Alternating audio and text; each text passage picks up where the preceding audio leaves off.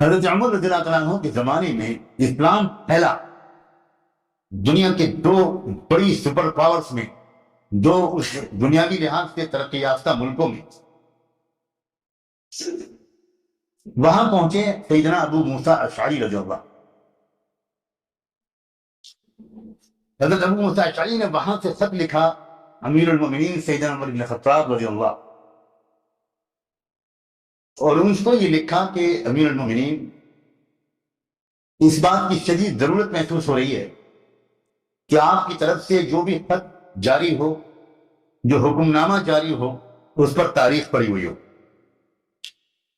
پتہ چلے کہ آپ نے کس تاریخ کو یہ حکم جاری کیا، کس تاریخ کو مدینے سے وہ خط روانہ ہوا، کس تاریخ کو وہاں یہ پہنچا اس ذمہ دار کو، اس امیر کو جس کو آپ نے خط بھیجا، اسے کس تاریخ کو ملا، اور اس نے کس تاریخ پر اس پر آپ کے حکم پر عمل شروع کیے.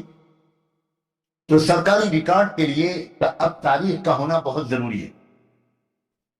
حضرت عمر رضی اللہ تعالیٰ عنہ اس سب کو پڑھ کر بڑے متفکر ہوئے اور خوش ہوئے کہ بہت اچھی رائے. حضرت عمر نے صحابہ کرام کو، خاص طور پر جو بڑے بڑے اہل رائے لوگ تھے، ان کو جمع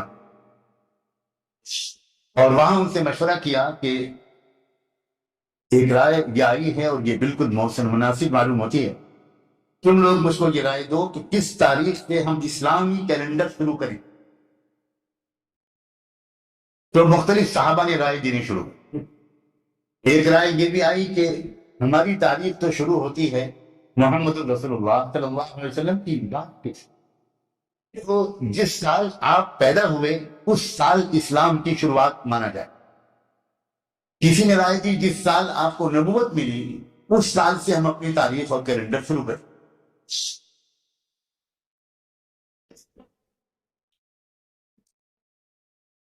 حضرت عمر کی ایک معمول تھا، تو سب سے آخر میں وہ رائے لیا کرتے تھے حضرت علی رضی اللہ تعالیٰ سب سے آخر، اور اکثر و بیشتر حضرت عمر جو فیصلہ کرتے تھے وہ حضرت علی رضی اللہ تعالیٰ عنہ کے رائے پر ہی کرتے. حضرت علی کو اللہ تعالیٰ نے ایسی غیر معمولی سوجھ بوجھ عطا فرمائی تھی جس کی وجہ سے اللہ کے رسول صلی اللہ علیہ وسلم نے ان کے بارے میں فرمایا اقضاکم علی، کہ تم میں سب سے زیادہ فیصلے کی قوت رکھنے والا شخص علی ہے.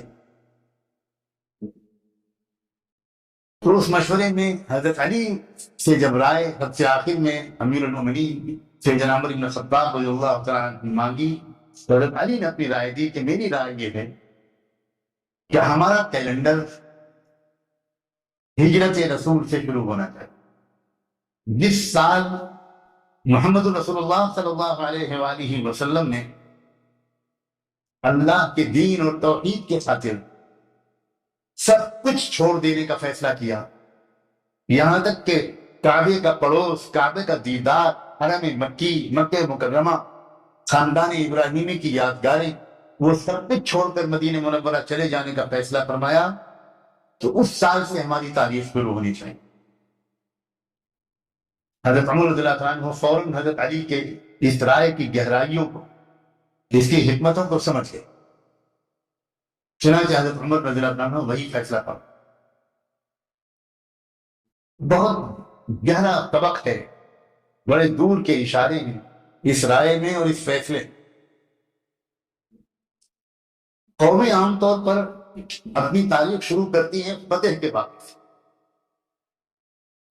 کسی ملک پر جس دن فتح ہوئی، قبضہ ہوا، اور یہاں تاریخ شروع کی جا رہی ہے فتح کے واقعے سے نہیں، اس واقعے سے جو ظاہری طور پر دیکھنے میں شکست کا بدترین واقعہ ہے. اس سے بڑی بھی کوئی شکست ہوگی کہ ہم کو اپنا ملک چھوڑ دینے پر مجبور کر دیا جائے، اپنا شہر چھوڑ دینے پر مجبور کر دیا جائے، گھر بار، کاروبار، وطن، سب کچھ چھوڑ دینے پر مجبور کر دیا جائے، ایک ایسے مستقبل کی طرف بڑھا جائے جو 100% غیر یقینی ہے. کچھ خبر نہیں کہ کیا ہوگا وہاں جا کر. یہاں بہرحال اپنا خاندان ہے، اپنے رشتہ دار ہیں، انہیں گلیوں میں کھیلے، یہیں پیدا ہوئے، اگر 50 لوگ دشمن ہیں تو 10 چاہنے والے بھی ہیں، ددیال ہے، ننیال ہے، رشتہ داریاں ہیں، لیکن یہ سب کو